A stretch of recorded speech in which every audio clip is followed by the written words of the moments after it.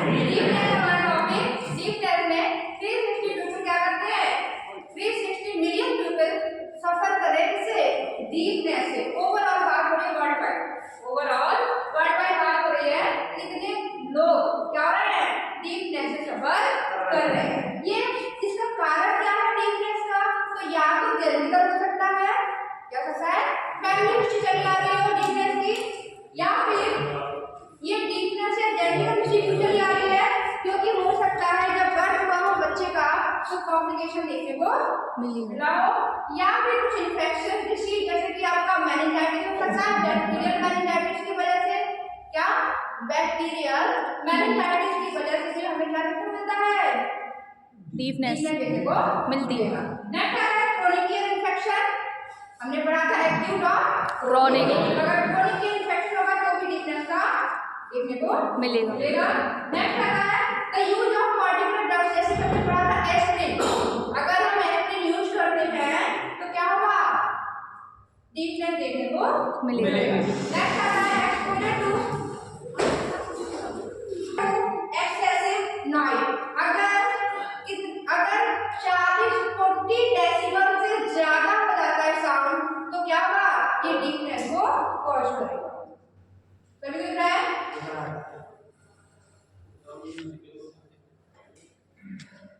Next आ रहा है risk factor, क्या है रिस्क फैक्टर। तो सबसे पहला आ रहा है family history of sensory neural impairment, अगर फैमिली हिस्ट्री चली आ रही है सेंसरी न्यूरल इम्पेयरमेंट, ठीक है। दूसरा क्या है आपका congenital malformation of the cranial structure, congenital क्या था, बाय बर्थ, क्या था, बाय बर्थ था। ये हमारे हमने पढ़ा था शुरू में ही, स्टार्टिंग ईयर में पढ़ा था, अगर ईयर का शेप कैसा है, एबनॉर्मल है, तो हमें डीपनेस देखने को मिलेगी। क्लियर है। क्रेनियल नर्व है, ध्यान रखना, तो क्रेनियल नर्व 8 नर्व है, जो 8 नर्व है हमारी ईयर की, वो प्रभावित होगी। क्लियर है। नेक्स्ट है आपका लो बर्थ वेट, अगर 1.5 किलो से कम है बच्चा, जब बच्चा पैदा हुआ है, बर्थ हुआ है, अगर 1.5 किलो से कम है, 1500 ग्राम से कम है उसका वेट, तो भी हमें डीपनेस देखने को मिलेगी। नेक्स्ट है आपका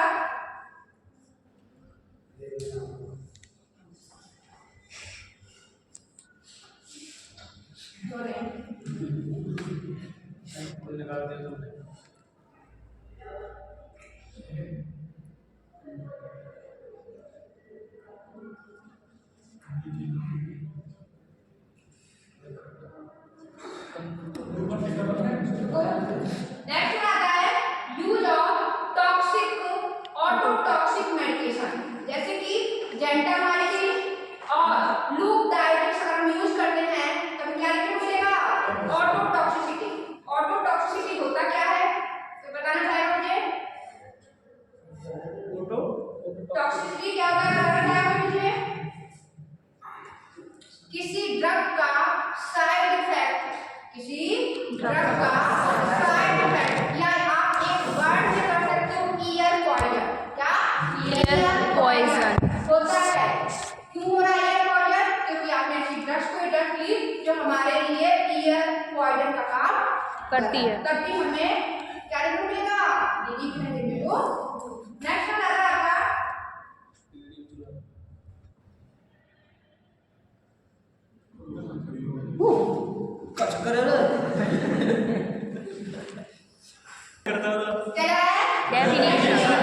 डेफिनेशन की बात करें, डीपनेस क्या है, a person who is not able to hear as well as someone with normal hearing. Normal hearing कितनी होती है, 25 डेसिबल, कितनी होती है नॉर्मल हियरिंग, 25 डेसिबल।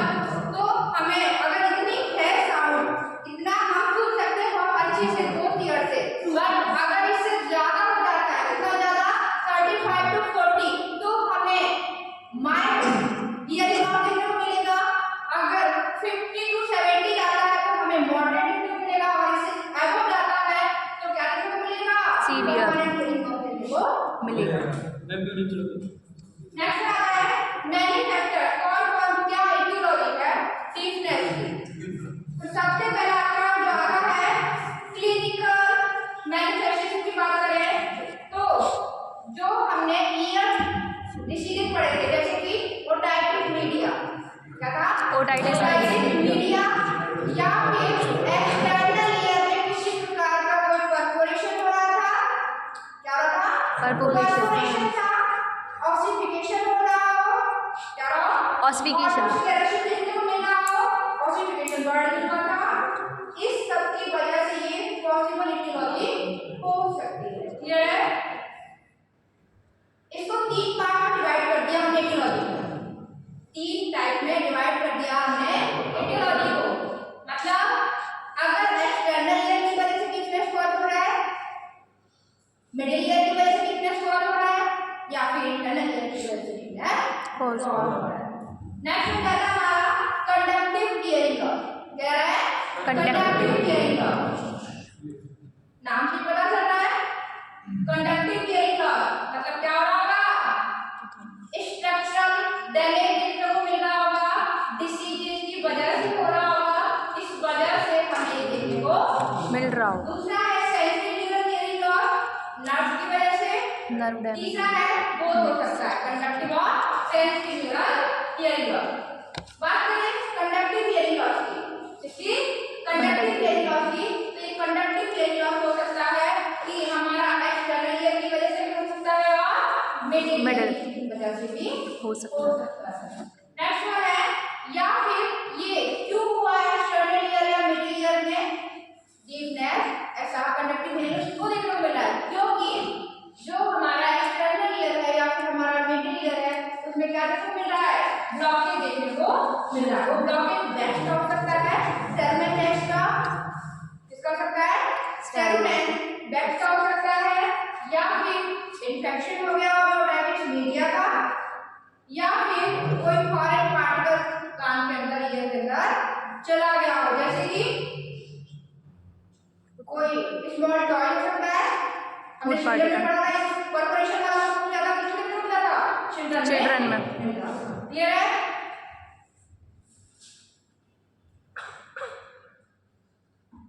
नेक्स्ट है आपका कंडक्टिव हियरिंग लॉस। इसमें बात करें, ठीक है, इसमें किसी को दिक्कत है बताओ?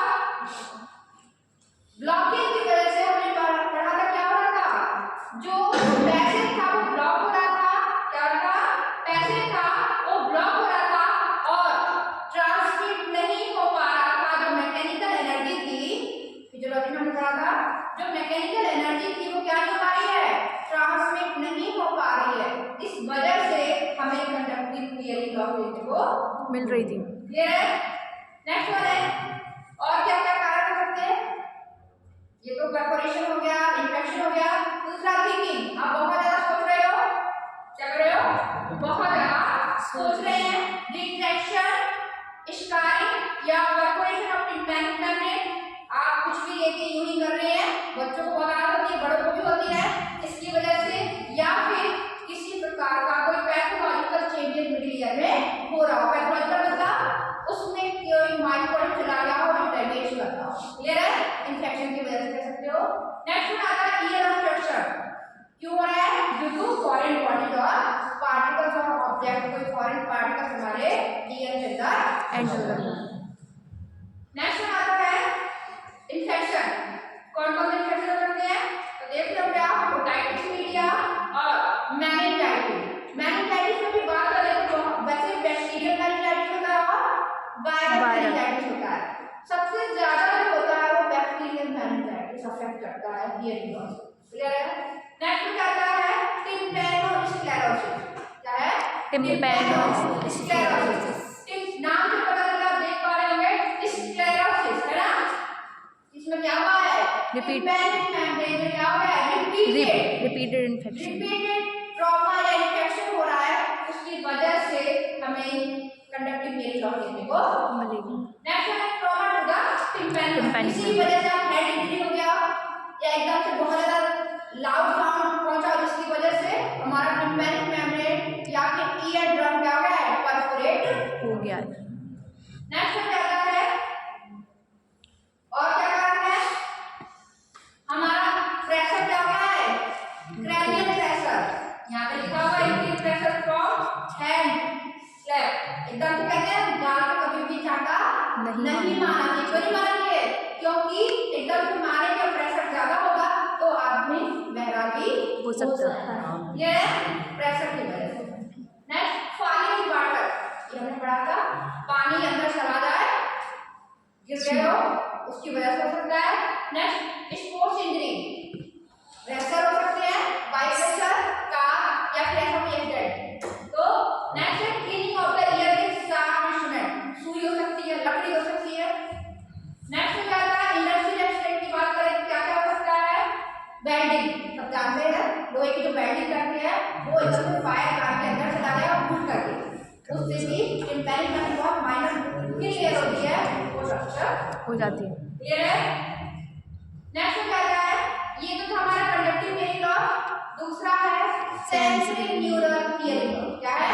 Sensory neural hearing loss. इसकी बात करें ये किसकी वजह से हो रहा है? ध्यान देना, कंडक्टिव हियरिंग लॉस और सेंसरी न्यूरल हियरिंग लॉस में माइनर डिफरेंस है। वो एक्सटर्नल एंड मिडिल ईयर की वजह से हो रहा था, ये सेंसरी न्यूरल कब रहा है? इंटरनल ईयर इंजरी या डैमेज इन्फेक्शन की वजह से। क्लियर है? पढ़ते हैं सर। तो सेंसरी न्यूरल जो हमारा हियरिंग लॉस है इसमें एक क्रेनियल नर्व है, नाम भी बताना चाहेगा?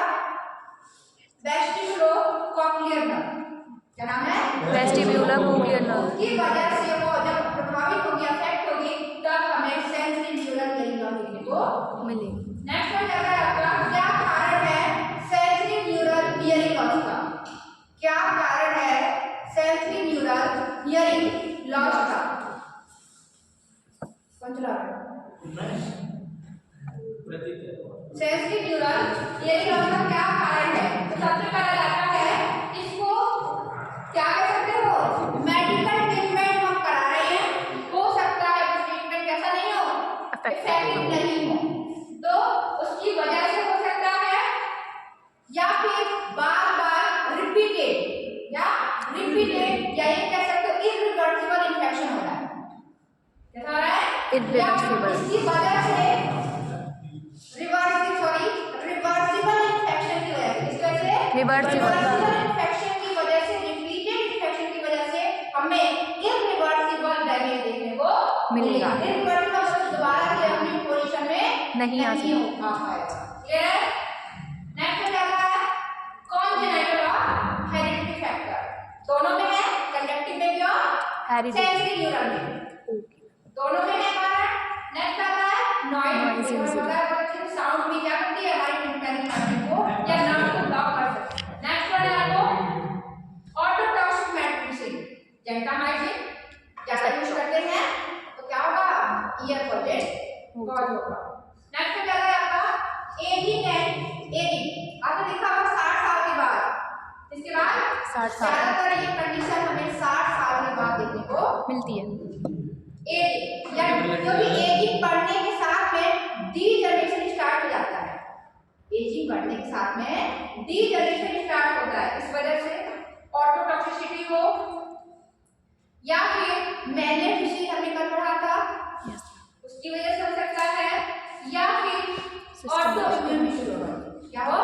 ऑटोइम्यून डिसऑर्डर हो, सिफिलिस हो, आपको पता है सेक्सुअल ट्रांसमिटेड डिसीज में आता है सिफिलिस आपका, और क्या है? डायबिटीज मेलाइटिस, तो ये permanent weakness call, sensory neural weakness call करती। नेक्स्ट हो जाता है आपका, बात करें common type of hearing loss. क्या? Common type of hearing loss. तो पहला आपका जाता है कंडक्टिव हियरिंग लॉस। क्या जाता है? कंडक्टिव। तो कंडक्टिव हियरिंग लॉस कब देखने को मिला है? कंडक्टिव हियरिंग लॉस कब देखने को मिला है? जब ईयर कैनाल जब क्या हो रहा हो? हमारा ईयर कैनाल, ईयर ड्रम और मिडिल ईयर की वजह से हो रहा हो। दूसरा आता है सेंसरी न्यूरल, इसको हम क्या नाम दिया है? जब नर्व डैमेज हो रहा हो, या ये भी कह सकते हो nerve related hearing loss, sensory neural या फिर नर्व रिलेटेड हियरिंग लॉस की वजह से कह सकते हैं। ये कब हो रहा है? जब हमारे इंटरनल ईयर में, इनर ईयर में क्या हो रहा है? प्रॉब्लम हो रहा है। नेक्स्ट आता है मिड, जब दोनों हो, कंडक्टिव भी और सेंसरी न्यूरल भी हो, तो दोनों जब होगा तो हमें देखने को मिक्स्ड मिलेगा। मिलेगा। आपको डायग्राम दिख रहा है, मिडिल ईयर, इनर ईयर और आउटर ईयर। नेक्स्ट है आपका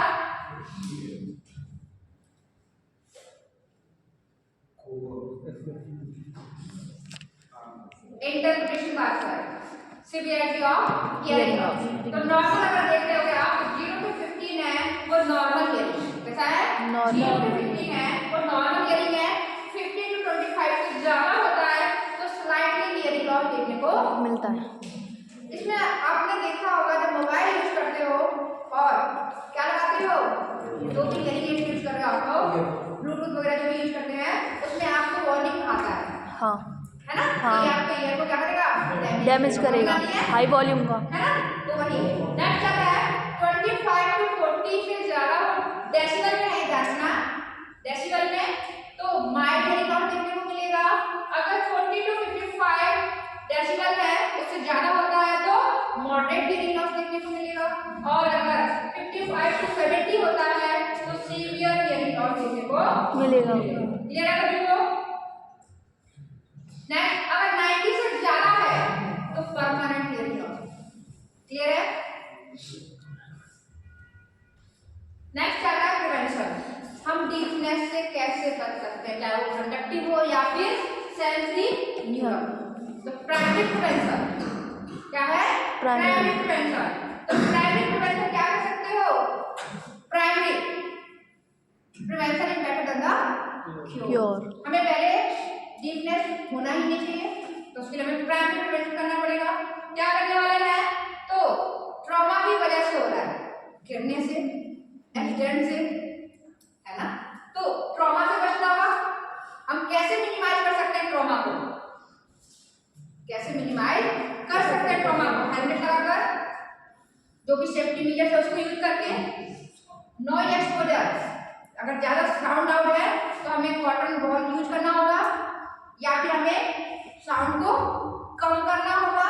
कार में है, व्हीकल में है, जहाँ भी है तो हमें साउंड में कम रखना होगा क्योंकि एकदम जो वाइब्रेट करता है, ध्यान दिया है?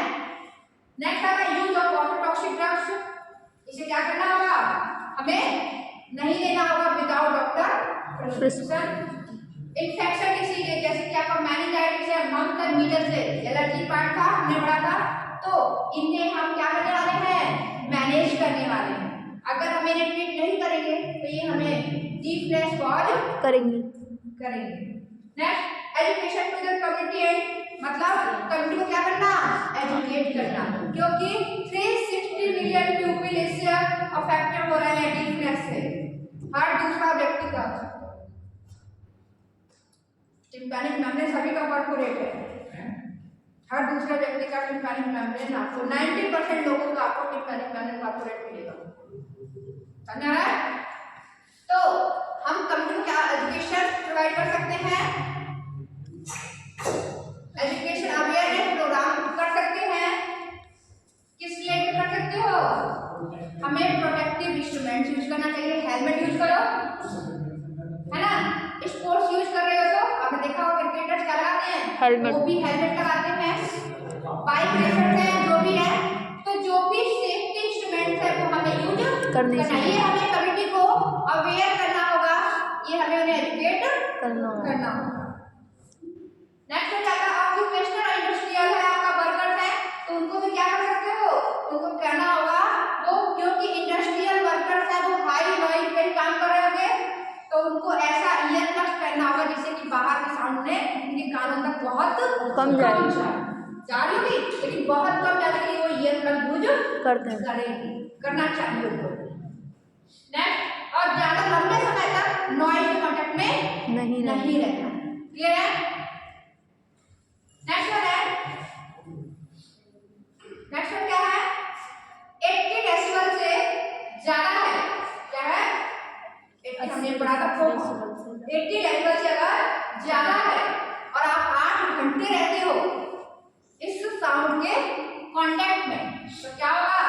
हमें इससे हियरिंग लॉस देखने को मिलेगा, डीफनेस, परमानेंट डीफनेस, इसीलिए हमें इसे अवॉइड करना चाहिए। क्लियर है?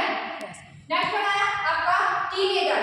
आप सभी टीनेजर्स हैं, आप लोग क्या करते हो, ब्लूटूथ चालू करके खूब हाई साउंड ये वो करते हो, कार में बैठ गए बहुत लाउड साउंड चल रहा है क्योंकि कार में बाहर आवाज आ रही नहीं है, पूरा वॉल्यूम वैक्यूम है, तो ऐसी जगहों पर नॉइज को क्या करना होगा, साउंड को हमें मेंटेन करना चाहिए। नेक्स्ट बात करें सेकेंडरी प्रिवेंशन की, किसकी, सेकेंडरी प्रिवेंशन की। तो सेकेंडरी प्रिवेंशन में क्या करने वाले हैं हम, स्क्रीनिंग। अब थोड़ा स्क्रीनिंग मतलब पहले ही हम टेस्टिंग कर लेंगे, यस मैम, क्या करने वाले हैं, पहले ही हम स्क्रीनिंग करने वाले हैं। और अगर कोई ईयर प्रॉब्लम है क्योंकि इन्फेक्शन की वजह से हो रहा है तो हमें क्या करना चाहिए, उसे रेफर कर देना पेशेंट को जो है। उसके बाद क्या करने वाले हो, सबसे ज्यादा रिस्क 65 ईयर ओल्ड है या उससे एबव है, सीनियर सिटीजन है हमारे, तो उनको बहुत ज्यादा हमें ध्यान देने की जरूरत है। उनकी स्क्रीनिंग प्रोग्राम हमें टाइम टाइम करते रहना चाहिए। टर्शरी प्रिवेंशन की बात करें तो अब क्या करना है, हो तो गया, वीकनेस हो गया, अब हम इसको मिनिमाइज कैसे करें, वीकनेस तो हो चुका है, इसे हम मिनिमाइज कैसे करें, तो इसमें क्या करने वाले हैं, रिहैबिलिटेशन प्रोग्राम स्टार्ट करके हम क्या कर सकते हैं, वीकनेस को मिनिमाइज कर सकते हैं। क्या करने वाले हैं रिहैबिलिटेशन प्रोग्राम में, तो उनको एबीएस हियरिंग एड्स दे सकते हैं, क्या दे सकते हैं, हियरिंग एड्स दे सकते हैं डॉक्टर की सलाह पर।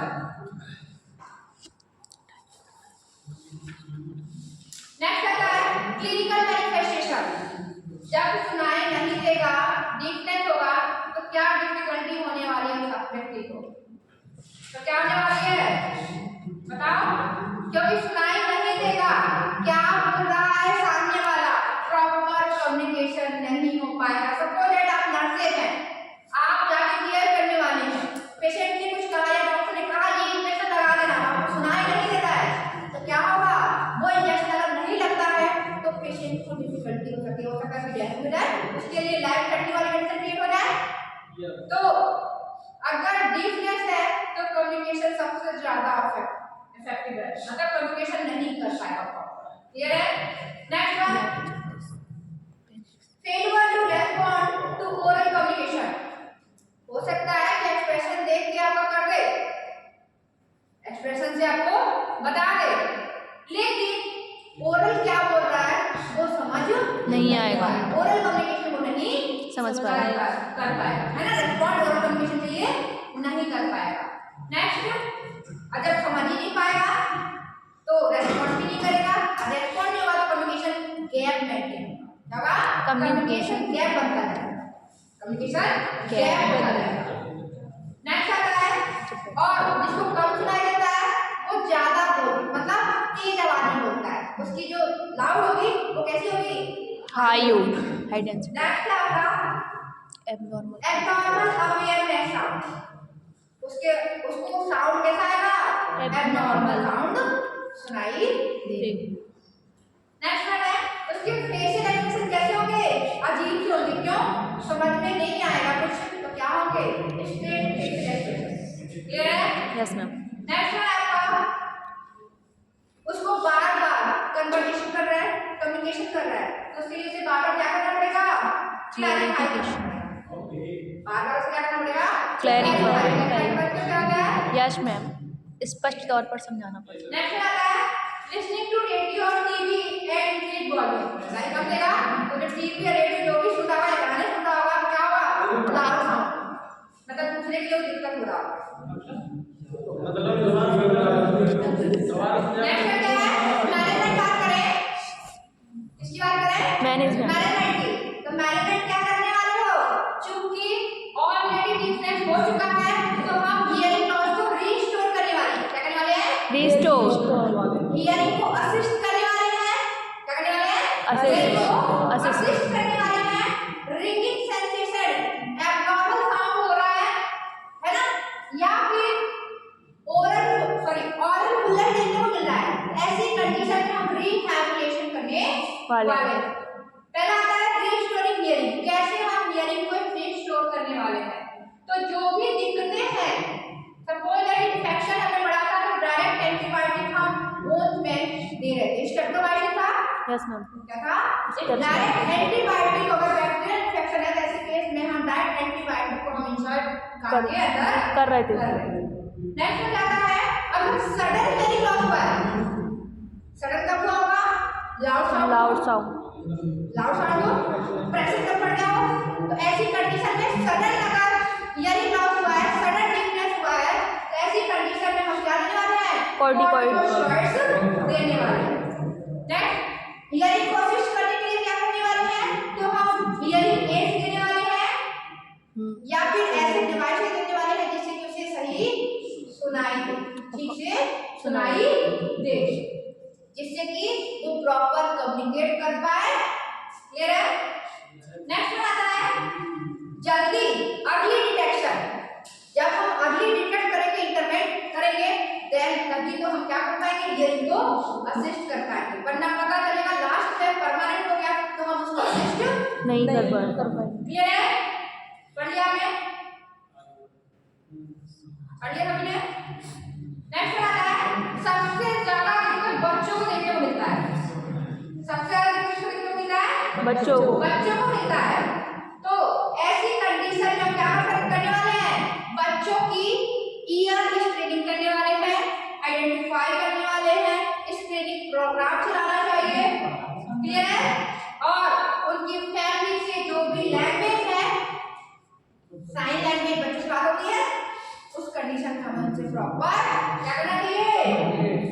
बात करना चाहिए। नेक्स्ट आता है आपका ऑरल रिहैबिलिटेशन। क्या है? ऑरल रिहैबिलिटेशन। ऑरल रिहैबिलिटेशन में क्या करने वाले हैं? क्योंकि ऑरल रिहैबिलिटेशन कब कर रहे हैं? जब व्यक्ति को बिल्कुल सुनाई नहीं दे रहा है और क्या होगा? सुनने में उसे बहुत दिक्कत हो रही है, हार्डिंग ऑफ हियरिंग क्या रहा है? सुनने में बहुत ज्यादा डिफिकल्टी हो रही है, तो ऐसी कंडीशन में हम क्या करने वाले हैं? हियरिंग एड यूज करने वाले हैं ऑरल रिहैबिलिटेशन के लिए। किसी को इसमें दिक्कत है तो बताओ।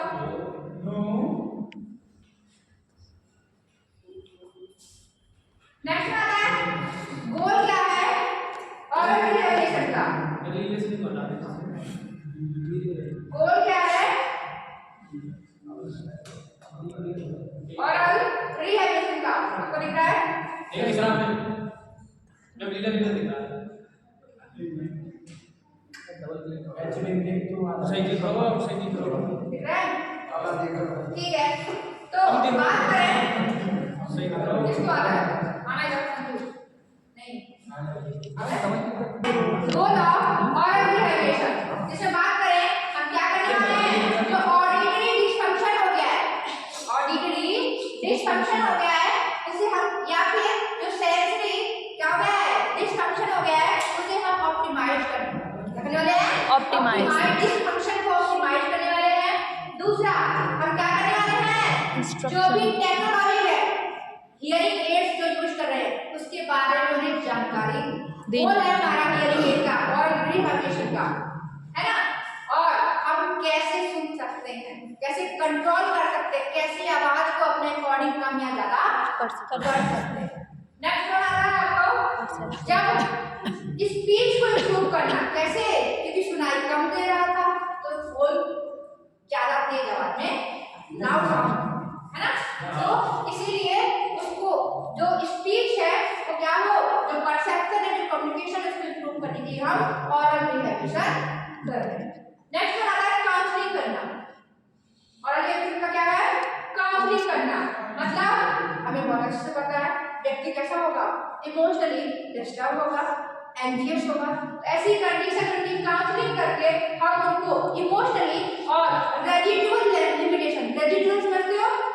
अपनी डेली लाइफ और रूटीन जो हमारा डेली रूटीन है उसी को कम्युनिकेट प्रॉपर कर पाए, जो हमें जरूरी है उसके लिए तो प्रॉपर हम कम्युनिकेट कर पाए।